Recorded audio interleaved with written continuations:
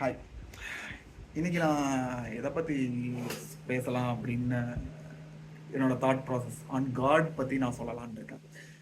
God எனக்கு பர்சனலாக ஒருத்தர் மேலே இருந்து பார்க்க வாய்ப்பு இல்லை. வெதர் சிவன், ஜீசஸ், அல்லா ஒரு பர்சனாக ஹியூமன் பர்சனாலிட்டியாக அந்த மேலே இருந்து பார்த்து இருக்க வாய்ப்பு இல்லை. லாஜிக்கலி ஓகேவா? நம்ம உருவத்தில் தான் இருக்கணுங்கிற அவசியமும் இல்லை. காட்னு ஒருத்தர் அந்த மாதிரி அந்த மைண்ட்ஸ் நம்மளோட மைண்ட் மாதிரி இருக்கிறதுக்கும் வாய்ப்பு இல்லை ஆக்சுவலாக. எனக்கு ஆனால் பட் இந்த இவங்க எல்லாம் இருக்காங்கல்ல, இவங்க எல்லாருமே வந்து டீச்சர் ஆரா தன்னை கடவுள்னு தமிழில் ஒரு நல்ல வார்த்தை சொல்லுவாங்க, கடவுள் அப்படின்னு, கடந்து உள்ள போனவங்க அப்படிங்கிற மாதிரி.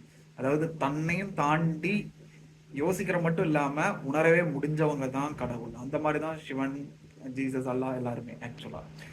பட் அப்போனா இந்த கிரியேஷனுக்குன்னு ஒரு வேர்ல்டு, எல்லாத்துக்கும் ஒரு ரீசன் இருக்கணும்ல. உண்மையை சொல்லப்போனால் இவங்க யாருக்குமே வந்து இந்த கிரியேஷன் ஏன் நடந்துச்சுங்கிறதுக்கு தியரி தான் இருக்கே தவிர அவங்களுக்கே வந்து இது இருக்கு, தி அப்சர்வ்டு. இப்போ நான் நிறைய வீடியோஸ் போட்டிருக்கேன் இல்லையா, அப்சர்வேஷனல் நாலேஜ்னு.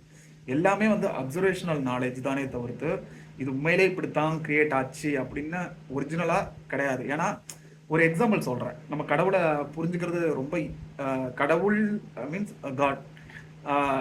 கடவுள் வேற, காடுன்னு இப்போ மீனிங்கில் சொல்கிறது வேற. கடவுள் ஒரு ஒரு எல்லாருக்கும் புரியறதுக்காக கடவுளுங்கிற டெர்மினாலஜி யூஸ் பண்ணுறேன். கடவுளுங்கிறத புரிஞ்சுக்கணும் அப்படின்னா இந்த யூனிவர்ஸ் இருக்கு இல்லையா, அதை வந்து என் பாயிண்ட் ஆஃப் வியூவில் சொல்லணும் அப்படின்னா, இந்த யூனிவர்ஸ் வந்து நம்ம பாடியாக எடுத்துக்கிட்டோம் அப்படின்னா நம்ம வந்து இந்த பாடியில் இருக்கிற செல்ஸ் மாதிரி தான் இந்த யூனிவர்ஸில் இருக்கிறோம். each cell has ஒரு பர்பஸ் இந்த பாடியில் இருக்கிறதுக்கு. அதே மாதிரி ஒரு பர்பஸ் இருக்கும் ஆக்சுவலாக. அதுதான் செல்லுனா நம்ம மட்டும் இல்லை, எல்லா லிவிங் ஆர்கனைசேஷனும், எல்லா பொருள் எல்லாமே, எவ்ரி திங் இன்க்ளூடட். ஸோ இப்போ வந்து நம்ம வந்து ஒரு செல்லை பற்றி யோசிச்சுட்டு இருப்போமா? இல்லை இல்லையா அந்த அளவுக்கு. அதே மாதிரி தான் யூனிவர்ஸும் ஒரு செல்லை பற்றி யோசிக்குமா அப்படிங்கிற ஒரு கொஸ்டின் இருக்குது ஆக்சுவலாக. பிகாஸ் அந்த செல் இல்லைன்னா இன்னொரு செல் அங்கே வந்துடும் ஆக்சுவலாக, அதோட பர்பஸை இது பண்ணுறதுக்கு. இது என்டையரா. பட் அந்த செல் வந்து தன்னோட பர்பஸை புரிஞ்சுக்கிட்டு அதோட வேலையை ஒழுங்காக பண்ணும்போது இந்த யூனிவர்ஸ் கூட அதுவும் சேர்ந்து வாழ முடியும். கரெக்டாக அதே மாதிரி தான் நம்மளும் கரெக்டாக புரிஞ்சுக்கிட்டு இந்த யூனிவர்ஸோட ரூல்ஸ் அண்ட் ரெகுலேஷன் நிறைய இருக்குது. அந்த ரூல்ஸ் அண்ட் ரெகுலேஷனை